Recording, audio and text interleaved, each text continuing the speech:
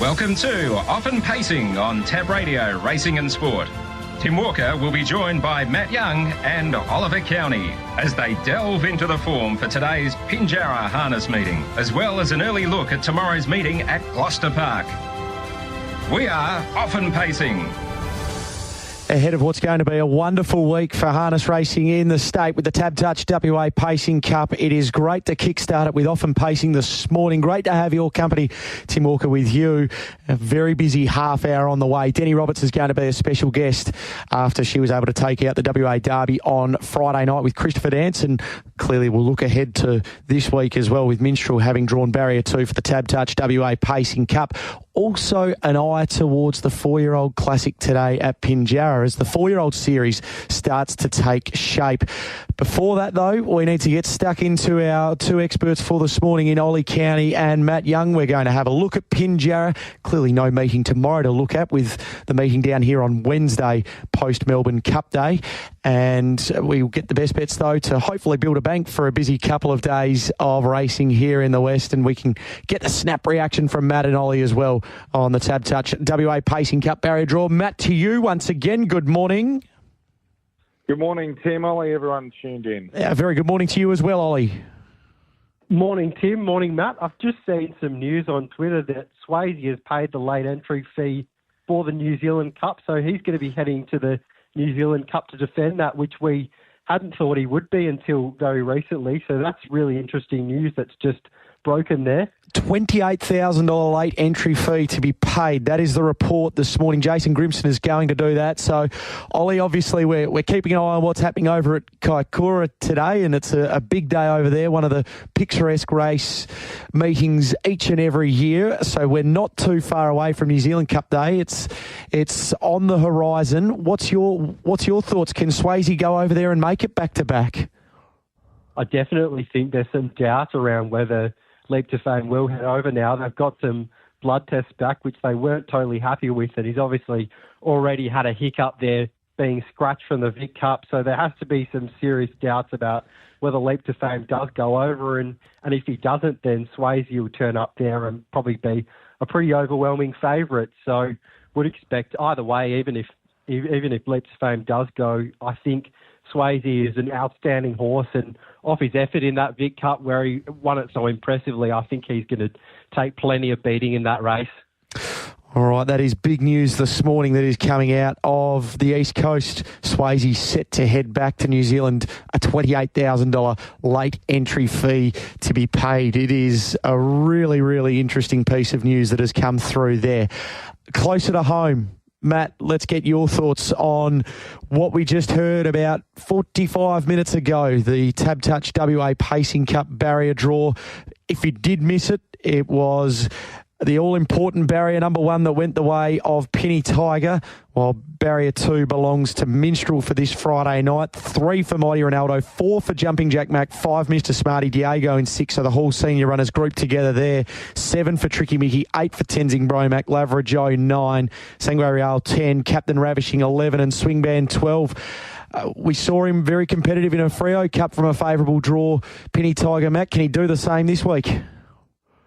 Yeah, I'd imagine that they'd be leading at all costs with Penny Tiger. They wanted to lead the other day. So it's going to be a really fascinating race. The barrier draw, and I'm sure Ollie will concur with this, is making things very interesting as to what is going to happen tactically. I think Penny Tiger will lead. Minstrel will want to try and hold a forward position, and then you've got Jumping Jack Mac will be wanting to get forward into a good spot. Mr. Smart, he's going to no doubt try and run the gate as well. So it creates a lot of interest in the race as to who's going to end up where. And, yeah, all of this benefits a horse like Captain Ravishing and Swingband off the back row draw. If it is a quick lead time or it's a genuinely run race, which from the barrier draw it looks like it's going to be, it's going to really play into the hands of those horses, even Sangway Real, beautifully drawn in 10. So I think we've gone in with Mr. Smarty, pre-post favourite. He was in the red, which I thought was a little bit under the odds, considering without a barrier draw, it's hard to really get too excited about jumping in at those odds. But you're going to get better than that in the Pacing Cup. Looking at it straight up, he's going to be a decent enough price in this race. And I think there's about 5 winning chances now. So it's a really fascinating race. How did you see it playing out early, Ollie? Totally agree with Matt's thoughts there. It's made it really interesting, the barrier draw. And the way I saw it was Penny Tiger. He's a brilliantly fast horse, and he obviously has options from gate one, but I was thinking that he might want to hand over to Minstrel, who's, he's a brilliant front runner. He's been there. He's done that for a few years now. He can do work in his races, and I think he'll get Penny Tiger all the way to the corner there, and then Penny Tiger will be looking for gaps late. That's how I'd play it if I owned Penny Tiger. I thought Mr. Smarty wasn't necessarily a loser from the draw. I think it was just a bit of a neutral draw there. I think he's still going to be a really fantastic chance, but certainly, as Matt mentioned, he won't go around at $1.80. And Captain Ravishing, the one that really impressed on Friday night, I think he's a big winner from the draw. That's a fantastic draw for him. He's brilliantly fast as well. And as Matt mentioned, if they do go quickly in the early stages, he'll be one that's powering home at the finish. And Swing Band, he was steaming home late on Friday night, and he'll be better for that run. So he's definitely one at probably bigger odds that'll be really dangerous there if he gets the right run. All right. Now, boys, I know that there's a lot of time that is going to unfold between now and Friday night, but and a lot of different talking points, no doubt, as well with this Pacing Cup. But I have to do this. I have to get a preliminary top three. Obviously, these can be subject to change. I need to get your three that you're keen to be with. So, Matt, last week you were Jumping Jack Mac, Mr. Smarty, Penny Tiger. Any reason to deviate from them, particularly with what Captain Ravishing did on Friday? I'm still happy enough with Jumping Jack Mac. I think he's going to get a reasonable run in the race, so I'm still happy to have him as my number one. I've been really impressed with him every single start through. But looking at the race now, Mr. Smarty and Penny Tiger are going to get a perfect run. Yeah, look, I'm not going to change going into the Pacing Cup. Those were the three that I wanted to stick with, so I'm happy to be with them. But, I've got a healthy respect for Captain Ravishing and Swing Band as well. So, you've thrown me on the spot there, Tim. That's a really tough one. But I'm hoping that Jumping Jack Mac's double figures. I think he might be. And he's probably worth an each-way bet with how I think the race could be run. Yeah, look, no, and we won't hold you to these, Matt. This is why you'll be back on Friday morning on the Retrovision Gloucester Park preview to give that final set of numbers. But just a preliminary one. So, Ollie, last week you were Mr. Smarty, Lavra Joe, and also Penny Tiger. Have you got reason to deviate there? Definitely. I think now the draw has been done, I'm really happy to put Penny Tiger on top on the basis that he does take a city so fast, and if he is able to secure that really good run on the leader's back, then I think he'll be incredibly dangerous late, and I think he's potentially the one to beat it in what could potentially be a truly run race. I'm happy to put Minstrel in second. I think he's one of the big winners from the draw. If he's able to push onto the top, he'll take a stack of beating. Obviously had a little hiccup recently, but doesn't sound like that was a big issue, and he should be turning up here near 100%. And in third, I'm going to put Mr. Smarty in. He's a really high-quality horse. He's just burst onto the scene recently, and he looks a really strong chance there. I'm sure he'll be pushing forward at the start. He'll race prominently, and he should be very hard to beat from there. I've removed Lavra Joe. I thought on Friday night he was a bit ordinary after leading, so now he's drawn gate 9. I can't really see him figuring, and he'll probably go around it at a very big odds. Really, really have a lot of respect for Captain Ravishing there, and he would be my next in. I thought he was terrific on Friday. Terrific. All right, that is Jumping Jack Mac, Mr. Smarty, Penny Tiger there for Matt, Penny Tiger, Minstrel, Mr. Smarty for Ollie. Just preliminary thoughts for the Tab Touch WA Pacing Cup. All right, let's turn our attention to the balance of last Friday's meeting, gents, and some horses to follow. Matt, we'll let you get it underway here with your three to follow from Friday night. Yeah, I thought there's a couple to really look forward to out of Friday night.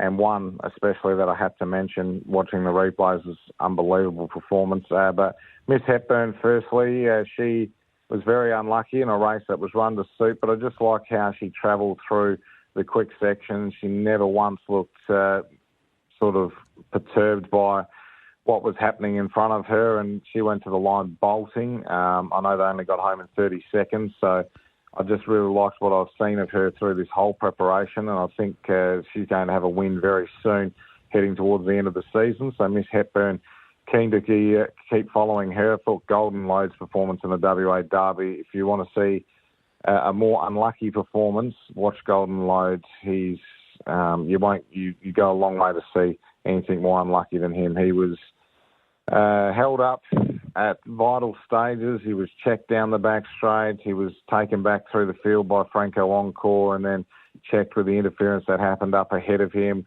And then he's darted and weaved in throughout the field and then was held up behind them going to the line. He was sizzling to the line, and I thought his performance was outstanding. I know he's probably going to go around shortish in his next runs, but look, if he's in a Metro 3-year-old race and you're getting some half-decent odds about him, he is a serious horse that's going to be one to follow as a 4-year-old. And Follow Rock and Roll I thought was really good in the last race. The pace was on, but he came wide, sustained it from about 500 metres out and ran into fourth place and was really closing off strongly. So he's one to follow for me. So Miss Hepburn, Golden Lode and Follow Rock and Roll. All right, what about you, Ollie? I thought two of the real highlights on Friday night was a couple of horses that have been out of the winner's circle for a while in Wonderful to Fly and Exceptional Armour in that first race. A horse in behind that also really impressed me was Naze Vera. I thought she was terrific in that first race. She was hitting the line powerfully and ended up being held up at a crucial stage. And there's probably a good chance she wins the race if she gets out a little bit earlier. And she's just going awesome at the moment, Naze Vera. So a little bit of luck in one of her races soon, and she'll be going very close to winning it. In the second race, I thought Bricky's Dream on return was fantastic.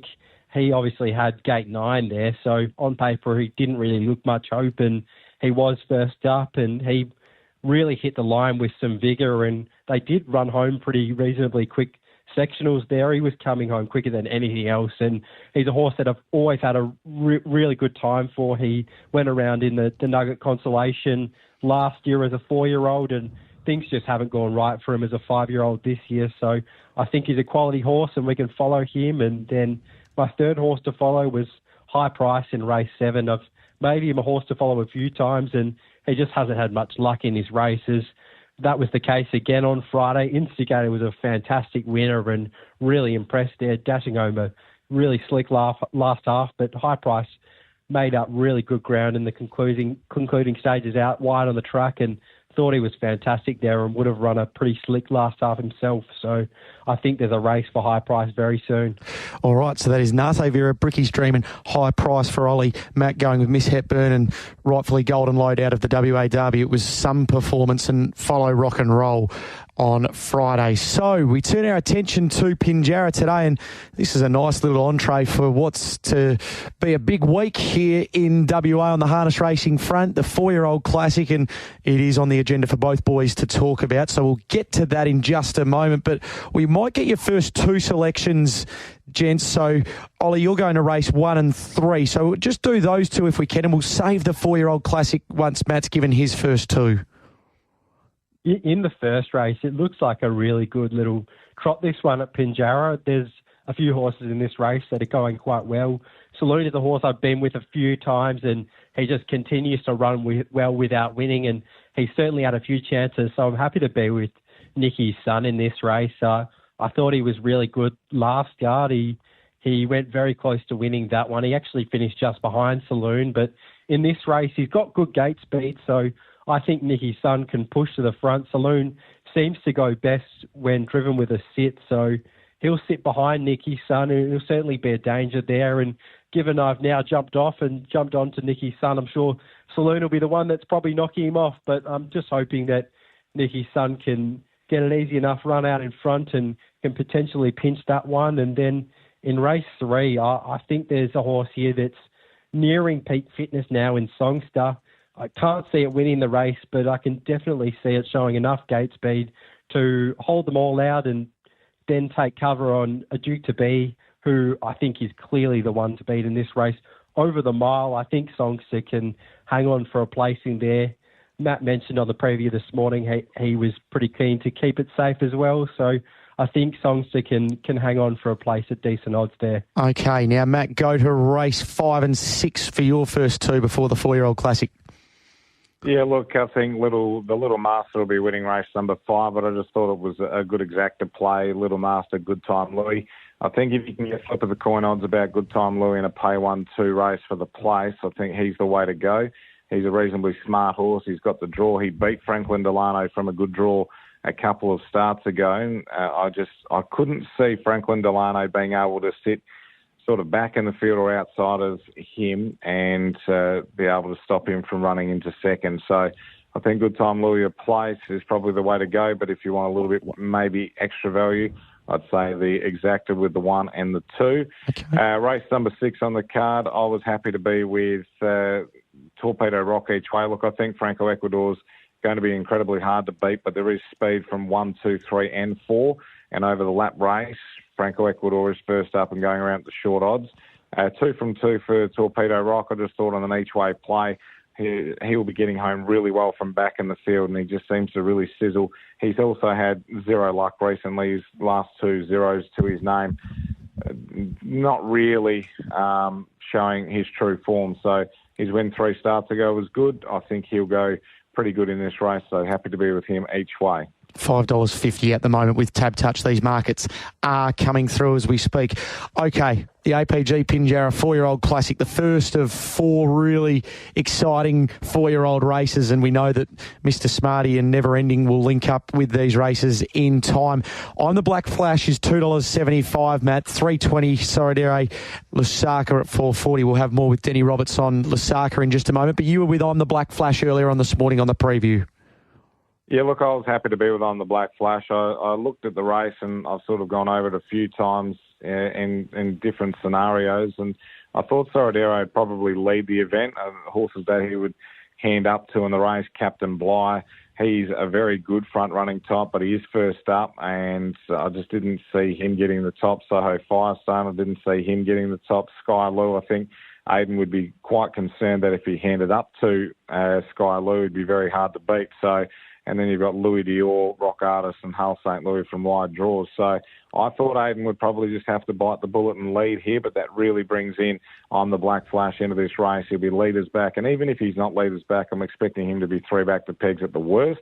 And with what he's shown since coming back, I think he'll be really hard to beat. So I was happy to be with him. And with the scratching of OK Boomer, I was just going to throw one out. Sweet Lucifer, you have to have this horse in your top 4s or trifectas and first 4s, because I can see him angling down to the inside. He's got a really good turn of foot. He's been sitting on speed well, and you have to consider him as a top 3, top 4 player now that he's going to start from barrier number 10. I think Lusaka will stay in the moving line. So following On the Black Flash could be the perfect spot for Sweet Lucifer, but I'm with On the Black Flash on top here. Yeah, obviously disappointing for OK Boomer, but Sweet Lucifer getting into this race adds another dimension to it, Matt. Absolutely hearing what you're saying. Ollie, your thoughts on the 4-year-old Classic?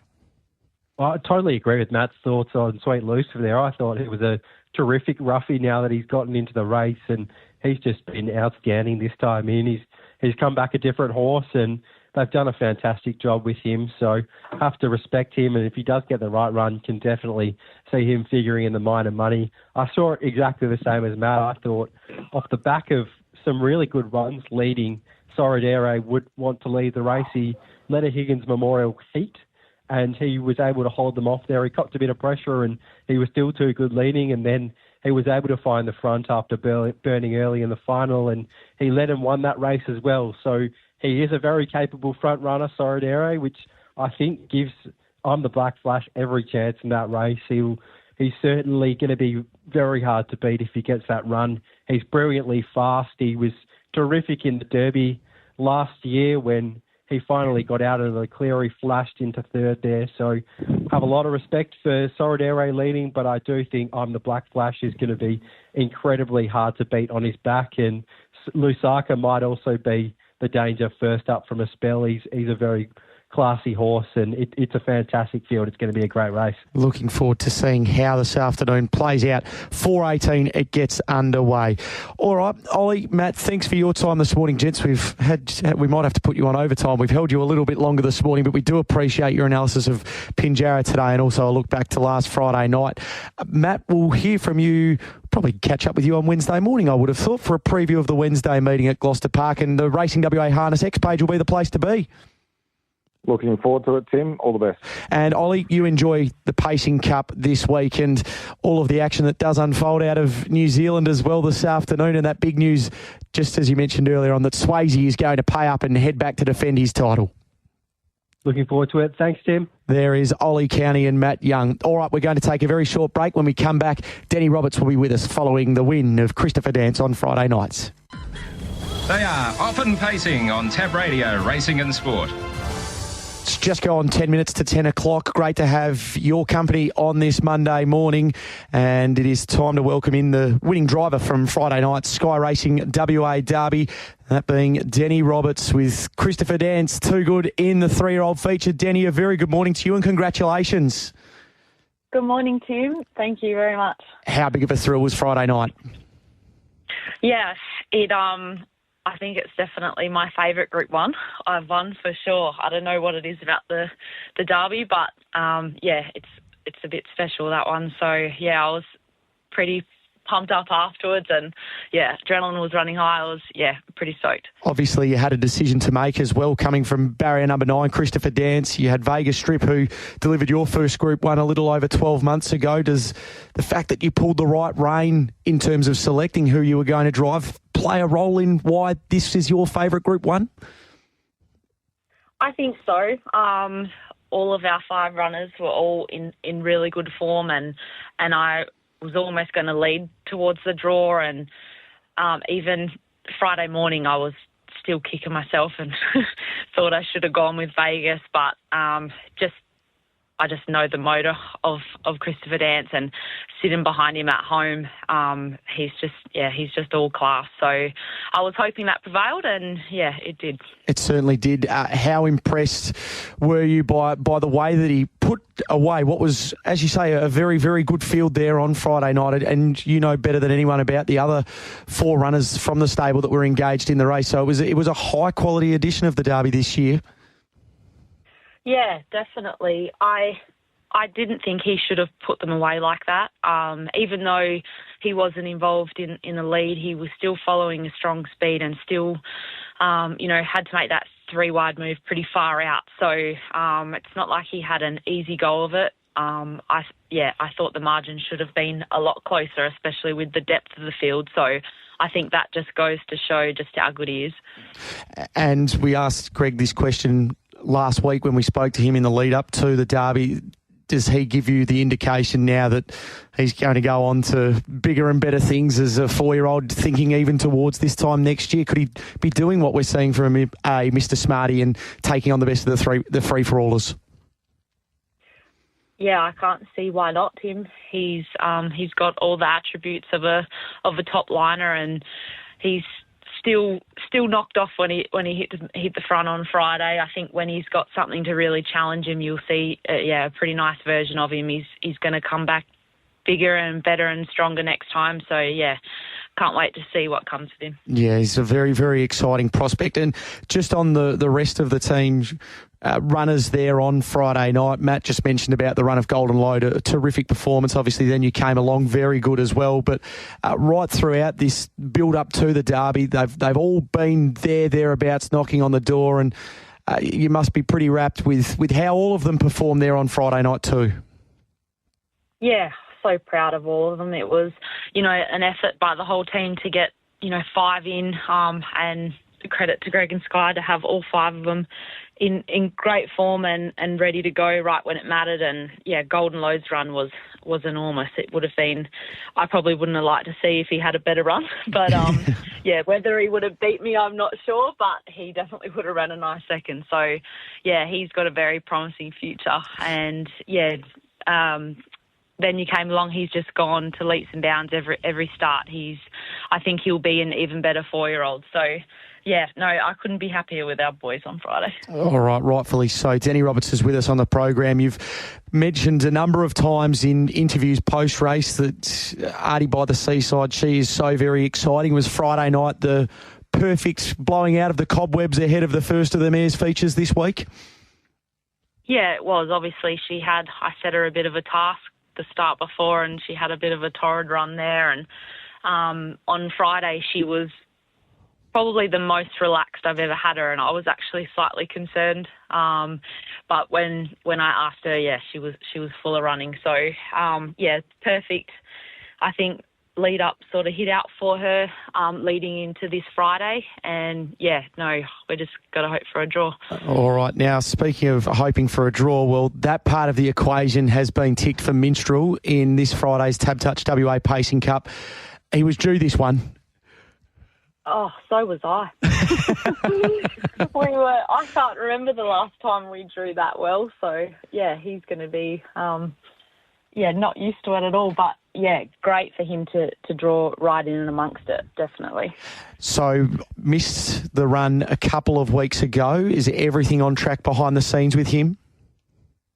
Yeah, look, he's come through it fine. It was probably a bit more on the cautionary side of things, but his work's been great since. He hasn't missed much. So, yeah, no, you'll see a pretty good minstrel on Friday, I would say. All right. We know that Penny Tiger has drawn barrier number 1. So with the way that, and then seniors fancies are in 4 and 5, they're jumping Jack Mack, and then you've got Mr. Smarty as well. So just your flinch reaction to how things might unfold. Did you envisage that the one would be leading?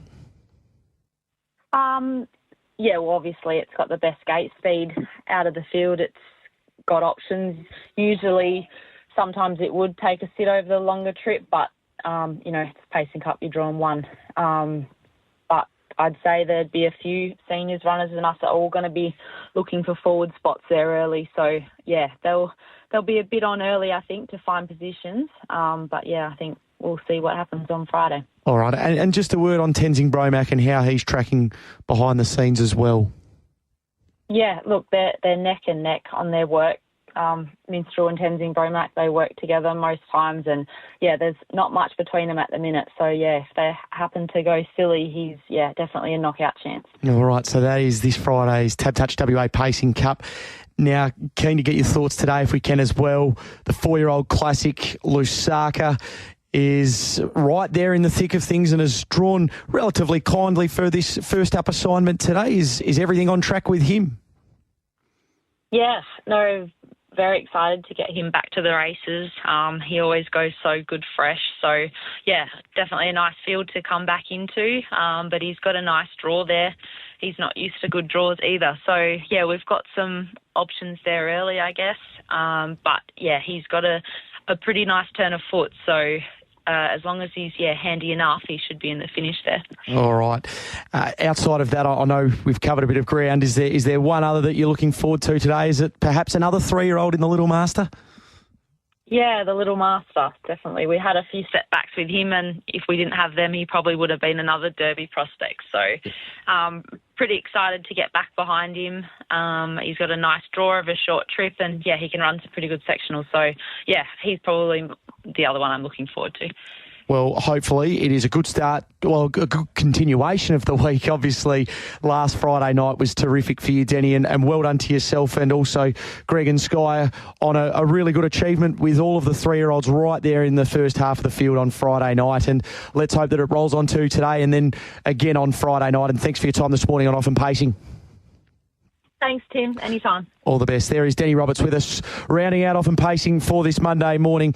All right, we're going to leave it there. Don't forget, Friday night, we are going to be on the grassed area at Gloucester Park. So we've got the outside broadcast. Matt Young, Trent Cooper will be along. I'll be in the parade ring as well. So looking forward to being down here as we look forward to what's going to be a terrific edition of the $450,000 Tab Touch WA Pacing Cup. Hopefully you're able to find a winner or two between now and then in the Pacing Cup itself. And we'll be back next Monday morning from 9:30 to tie it all up, and it'll be all about the 4-year-olds from there. Going to leave you in the capable hands of Saskia Zapier for race day. Find a winner today. What are you really gambling with? For free and confidential support, visit gamblinghelpline.org.au.